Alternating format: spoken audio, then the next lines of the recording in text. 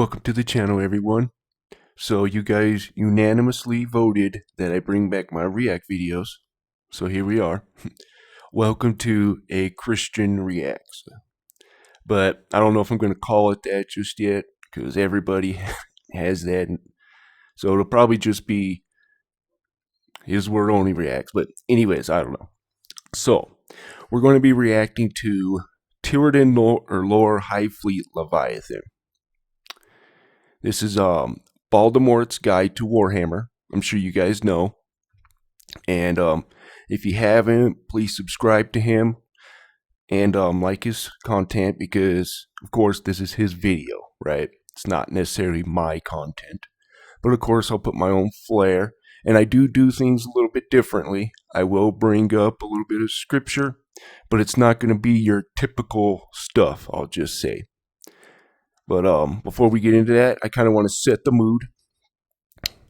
So, what is a Leviathan? Isaiah 27:1. In that day the Lord, with his sword and great strong sword, shall punish Leviathan, the piercing serpent, even Leviathan, that crooked serpent, and he shall slay the dragon that is in the sea. Now, I did a video on Monday, because I also do regular biblical videos on Mondays, and the rest is Warhammer 40k content. Sorry, I should have put that at the beginning. But anyways, so that is a Leviathan. And now we're going to get into a hive mind, which is interesting. Mark 5:9. And he asked him, "What is thy name?" This is Jesus, of course. And he answered, saying, "My name is Legion." So he's saying, my name is Legion, but for we are many. Interesting. All right. So now we're going to get this started. Make sure everything's good. Yep. All right. Now the bottom of this is going to be a little bit cut out, but other than that.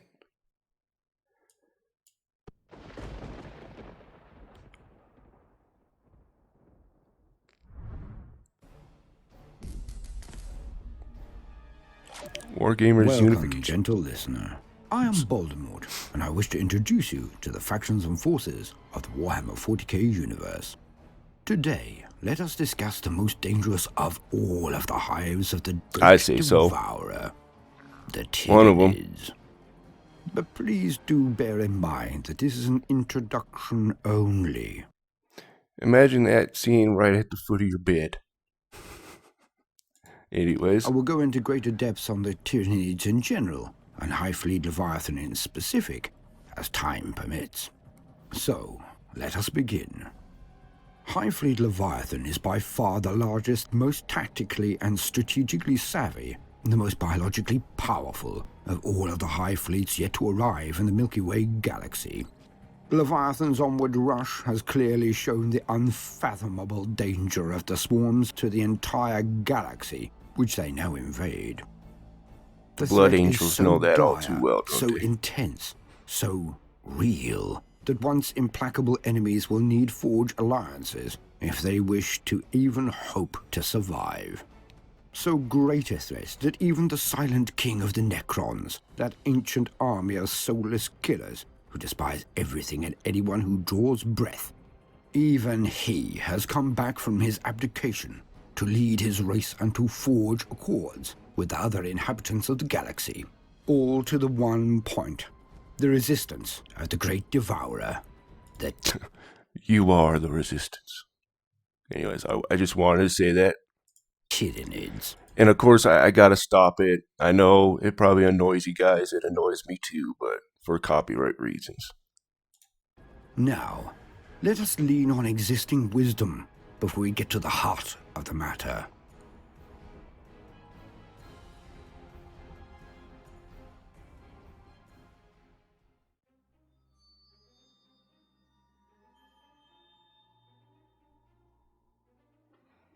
To quote, Hive Fleet Leviathan.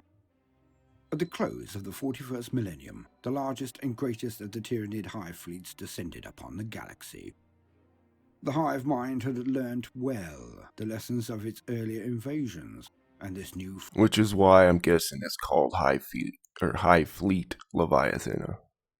fleet Leviathan employed these Also, I want to say, guys, I've only been doing this for like a year, so I've only been into Warhammer for like a year now. So I'm not the knowledge of Warhammer 40k, so I'm still learning a lot of things. teachings to the detriment of all other life it encountered. Once again, it was Inquisitor Cryptman who alerted the High Lords of Terror to the new Tyranid Hive Fleet. One of terrible size that he named Leviathan. Where the other Hive Fleets had attacked the eastern fringe, striking the galaxy edge-on as they emerged from the intergalactic void, this new Hive Fleet appeared to have skirted the galactic rim and was now attacking upwards through the galactic plane. The Galactic Rim Job. As with Kraken before, Leviathan did not focus its forces into a singular killing blow, but attacked across a broad front. Leviathan's tendrils stretched across the segmentums Ultima, Tempestus, and even Solar. I will also put By this in the time Inquisitor description Cryptman could as raise well. the alarm, Leviathan had already advanced far, and the shadow in the warp that heralded its coming had orphaned dozens of worlds. The worlds of Valador and St. Capilline had already been lost. The forge world of Gryphon IV, home of the mighty War Gryphon's Titan Legion, had fallen ominously silent, and the agri world of Tarsis Ultra was embroiled in a bloody battle for survival. The morale of the Imperium's forces began to plunge as more worlds were consumed, and with every planet devoured, Leviathan grew stronger. With a grim finality, Inquisitor Cryptman ordered that a galactic cordon be established. His plan was that a band of worlds should be evacuated across the path of Leviathan's main advance, with many of them razed to the ground in order to deny the Hive Fleet any further raw materials for its ships. This would slow its advance long enough for battle fleets Solar and Tempestus to march. Oh, that's cool. And I want to get into Hive Fleet Behemoth too, because Behemoth and Leviathan are very much connected to each other in the Bible and all that. So it's just very interesting. Any worlds already under invasion within the bounds of this cordon would undergo exterminatus, just at the point when the Tyranids descended to feed upon the doomed populace. Yeah. Cryptman theorized that using this method, the swarms would expend great resources to claim a world, only to have every living thing upon it reduced to ash by barrages of cyclonic torpedoes and virus bombs. The Imperium of Man in a nutshell, right there. With one stark and callous decision, Cryptman had condemned billions of souls to extermination. To this day, it remains the single largest act of genocide ever inflicted upon the Imperium by its own forces since the Horus Heresy. Cryptman's decision to abandon hundreds of Imperial worlds in the face of the alien advance was met by howls of outrage by his peers. This butcher's bill was deemed intolerable, and many influential inquisitors called for Cryptman to be declared excommunicate traitores. Sorry, that was terrible. My bad. When dozens of the cleansed worlds were claimed by the ever-expanding Orks of Octarius, Cryptman's detractors cursed him for a radical, a traitor, and a fool. A Carta Extremis was issued, stripping Cryptman of his title and forcing him into exile as a criminal of the worst kind. However, the fact remained that the inexorable advance of Leviathan had slowed to a crawl.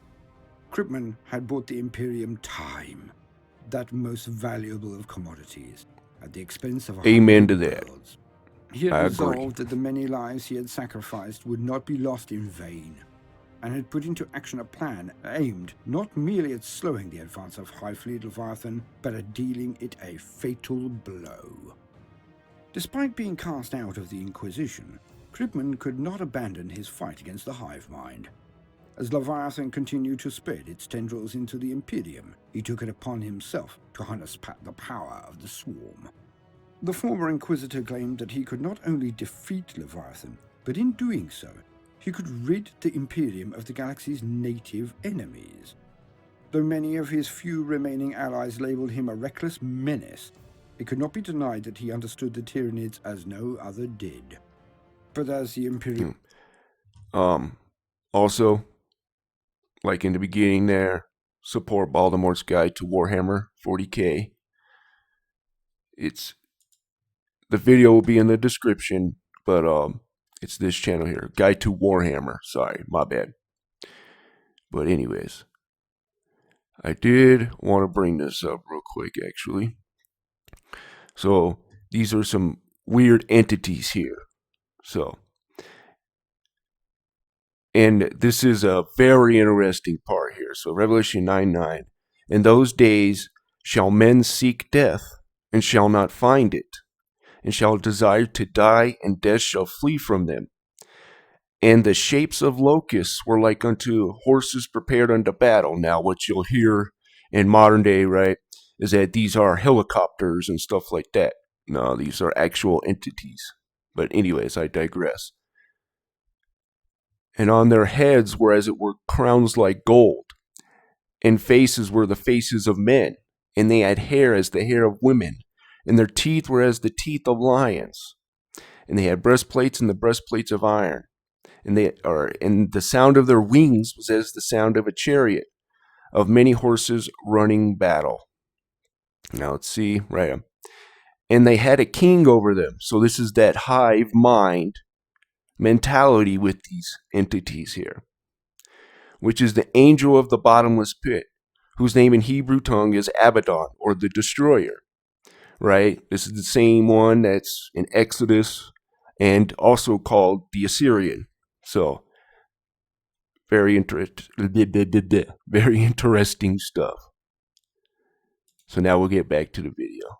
Like I said, I do things a little differently. ...would learn. Understanding an enemy such as the Tyranids and controlling it are two equally impossible things.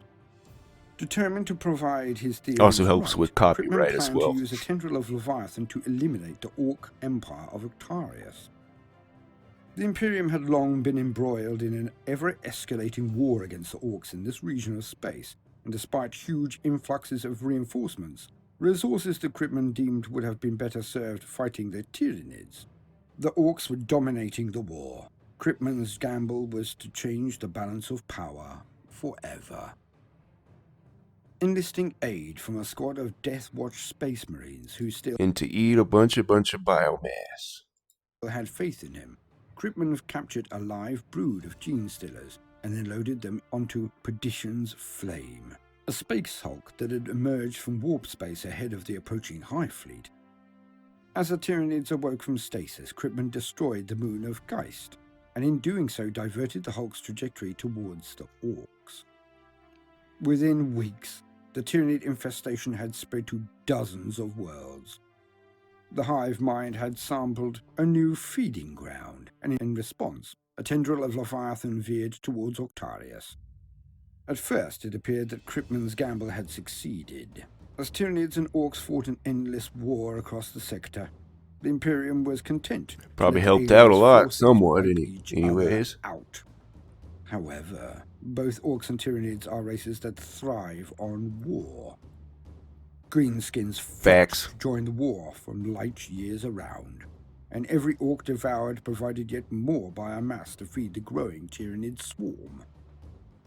It soon became apparent that Crittman had only delayed the inevitable, for whichever aliens emerged from the conflict as victors inevitable. So stronger than it's ever inevitable. Before. The Leviathan, the ultimate evolution.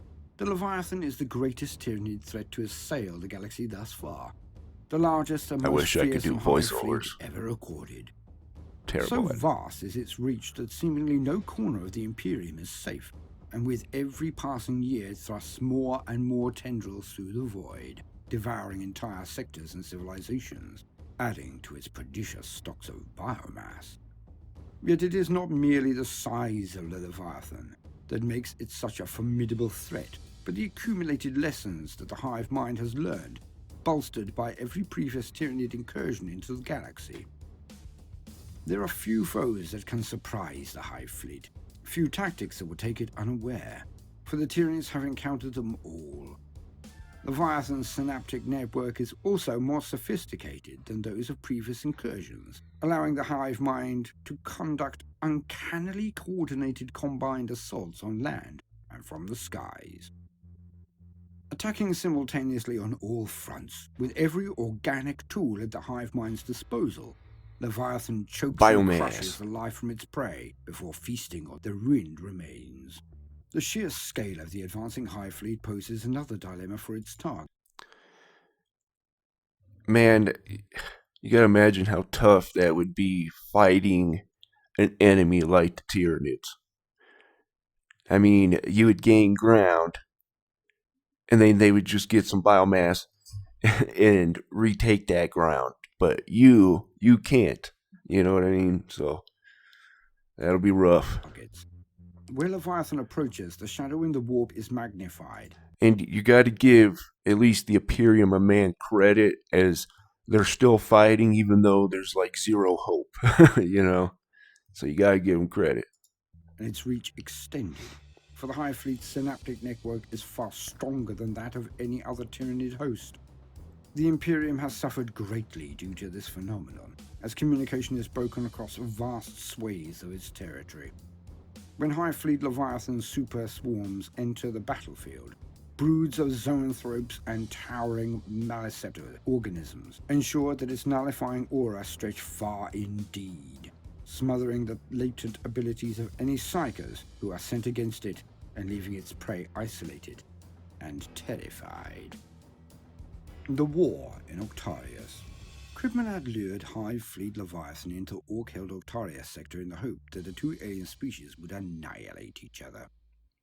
Where another race would have been terrified at the approaching swarm, the Orks were jubilant. Plans never will ever go as 100% planned. Only time would tell if the warlike creatures had finally met their match. The first world of the Octarius sector to feel Leviathan's hunger was Orok. Above the Orks' settlements, thunder rumbled and the skies turned from blue to black as bioships... That made me want to play some Turok, man. Weird boy psychers began to gibber in fear. I missed that game. Something was crawling at the back of their brains. Something with an infinite hunger focused upon the Orks like the eye of a starving predator. Then the storm broke. Millions of warrior organisms swarmed across Orok. To the Ork mind, the best form of defense is to beat the enemy to death. So it was not long. He's got the voice that you can fall asleep to. You know, you can just put this on and just fall asleep. Before a tide of greenskins crashed headlong into the oncoming Tyranid swarm. Thousands of aliens of both races died in a matter of seconds as blades and fangs sank home. All semblance of strategy was lost, replaced by blind fury. But the Orks' enthusiasm for war could not defeat the Tyranids' overwhelming numbers. By nightfall, every single greenskin on Orok was dead. Their bodies reconstituted and channeled back into the orbiting bioships to create yet more Tyranids. Death had come to the Octarius sector. That's that old school football helmet. I like that, man. You gotta love it. Gotta love that Blood Bowl. Dozens of worlds were soon crawling with Tyranids, and every time the skies darkened, Haven't played it yet, though. Side would give a great roar of delight, snapping each other on the back and grinning fiercely, as for once the fight came to them. The greatest battles centered on the planet of Octaria itself, the heart of the Ork Empire. Billions of Orks and Tyranids clashed over Octaria's mountainous terrain, both forces sending a near-constant stream of reinforcements into a grinding war of attrition. The ground underfoot turned into a crimson mulch of spilt blood and alien ichor. It was total, unremitting, endless violence, and the Orks loved it. The battle for Octarius continued to escalate, and getting neither bigger. side had a shortage of numbers. Orks streamed in from distant sectors to join the fight of the century. And Tyranid bioships produced fresh waves of warriors as quickly as they could assimilate biomass. So it was that as the war on Octaria raged, Leviathan was forced to seek out nearby prey worlds whose biomass could be fed into the meat grinder. In their search, a handful of Leviathan's scout ships happened across the world of Gorala, a planet rich in biomass and base of Scarfang, pirate warboss of the dread Scar Fleet. This mighty, if ramshackle armada fell upon the bioships before they could react. The Tyranid fleet was all but destroyed under Scarfang's guns. However, amongst the carnage... Are their ships kind of like alive? I'm guessing, like sentient, in a way? I think I remember reading something about that. Anyways, I could be wrong, broke through the but I think they are. Pouncing on the planet as a starving man might snatch at a scrap of bread. Alien blood and viscera spilt into the vacuum of space, but in its death throes the bioship delivered several broods of Tyranids to the world's surface. Scarfang grew glum as he realized the battle was over, and he resolved to join the fight on Octaria, as the few Tyranids that had made planetfall were soon stomped out. For the first time since the Tyranids had invaded the Octaria sector, they found themselves embroiled in a war where they were vastly outnumbered by their prey. Scarfang's horde was mighty, and somehow the Tyranids sensed a war of attrition would only end in their demise. In response, the Gorala swarm adapted in order to survive. At first, the Tyranids stalked and preyed upon isolated Ork patrols. Look at all that biomass right there, man. That's how they survived. But the greenskins soon took to scouring the landscape in mobs too large for the fledgling swarm to face. Forced to abandon their guerrilla war, the Tyranids adopted an altogether more cunning strategy and engaged the Orks in the open. The Tyranids attacked without thought of survival, every action aimed at maximizing the carnage. Despite the Tyranids' frenzied attacks, The way the Orks' Orks superior be. numbers gave them the advantage in these I'm just gonna stop. skirmishes. Whenever the Tyranids were on the verge of being overrun, they would, in eerie unison, switch from hyperactive slaughter to hasty retreat. The Tyranids lurked in nearby cavern complexes or else burrowed beneath the soil to shelter from pursuant search parties. In the dead of night, Synapse creatures remustered the scattered swarms of the corpse-choked battlefield. There, the Tyranids fed on Ork cadavers and Tyranid carcasses alive before returning There to it is. pools secreted in the planet's rocky messes. Slowly but surely, the Tyranids' numbers started to grow. As the Tyranid forces swelled, they changed their methodology yet again, growing more aggressive and seeking out larger concentrations of Orks. The Tyranids' reward for their victories were ever-increasing masses of bioresources. The increased violence soon attracted the bored Scarfang to the surface to join the Scarf fray. sphincter. Wherever Sorry. Scarfang's guttural war cry was heard, the Orks attacked with renewed vigor. Even when the Tyranids looked to be on the cusp of victory, the warboss was able to turn the tide. Bellowing blood-curdling threats that encouraged the boys to get stuck back in. The Tyranids were being pushed back by the resurgent Ork front. Slowly the swarm was being trampled to death. Despite the Tyranids' earlier success, there was little chance that they could face a united Ork force of such magnitude and survive. While Scarfang lived, the Gorala swarm was doomed. In response, the Tyranids created lictors with the express purpose of eliminating the Ork warboss. Within days, the lictors had tracked their eminent quarry, but Scarfang's packs of squighounds foiled all attempts to get close enough to assassinate their target. Although eternally patient, lying in wait for a chance to strike down their target was a luxury the starving swarm could ill afford, so instead they created an opportunity. Following pheromone trails, a scuttling tide of hormagaunts was thrown at the Ork lines. Yikes. It almost looks like... Yeah, never mind. The Orks roused to man their rusty barricades, Tyranid warriors willed the scuttling masses to withdraw. Scarfang's frustration rose to infuriation as the Tyranids repeated these feints, approaching It's from got different eyes. directions to within an arm's length, then withdrawing before the Orks could retaliate. On the 10th such retreat, Scarfang's temper could take no more. With a roar, the Ork warboss ordered his mobs to pursue their retreating swarms. Soon, black smoke was belching skyward as battle wagons and trucks rumbled after the swarm. The Tyranids had succeeded in goading the warboss, separating him from the bulk of his forces and luring him into an ambush. The Tyranids had spawned broods. I just love how he does that. An ambush. Puts soul into the story, into the storytelling, I should say. Of venom throats to blanket the greenskins in a thick, toxic fog. As the Orks pursued their quarry, they rode headlong into the sudden blinding mist. The entire convoy ground to a halt as vehicles skidded into rocky outcrops or else lost control and ploughed into each other. Coughing and hacking, those Orks that hadn't choked on their own blood pulled themselves from the wreckage. Scarfang himself stumbled across the battlefield and happened across the tentacled warbeast responsible for creating the noxious cloud. As he vented his anger on the venomous creatures, Not the Scar's fog receded sphincter. and the eviscerated corpses of Orks surrounded the warboss. Lictors has stalked through the blinding cloud and dispatched the unwary greenskins one at a time until only Scarfang remained. The lictors closed on their true quarry, surrounding the warboss in deathly silence. Revving his chain blade into life, Scarfang charged the nearest with a roar of defiance. He managed 2 steps before a dozen mantis-like claws pierced his form and tore him asunder. With Scarfang dead, it was not long before vying Ork warbosses started fighting amongst themselves to fill the power vacuum.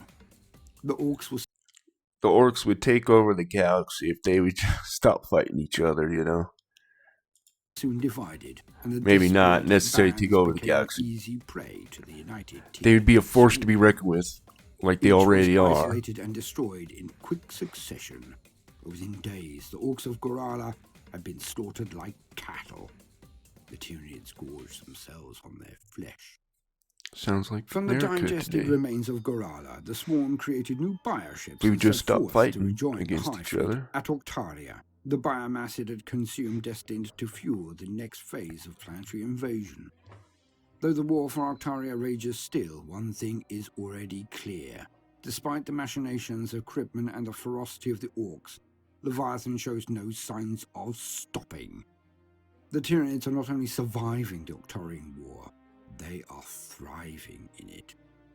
Indeed, the vast quantities of biomass that the war has generated are already being put to use by the hive mind. Having already consumed the resources necessary... Kibbles and bits, man. Kibbles and bits.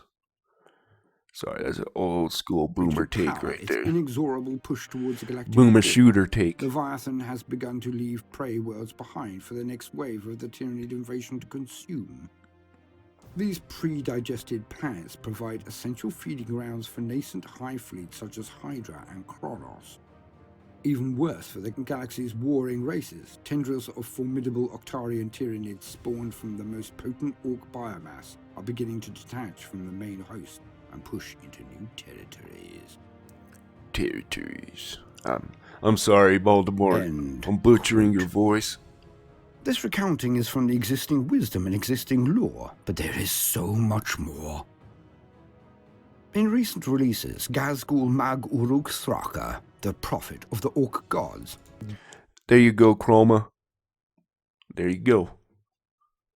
Gork and Mork has arrived at the Octarius War. His intervention and presence could lead to the escalation of the confrontation, but it has definitely swung it from an inevitable Tyranid victory into a tight-run thing. Both sides will seem to benefit from it at start, but the Orks at Octarius may well be teetering on the verge of a thing that has not happened for over 20 million years. They may reclaim their birthright and finally return to their ultimate state to evolve back into Krork.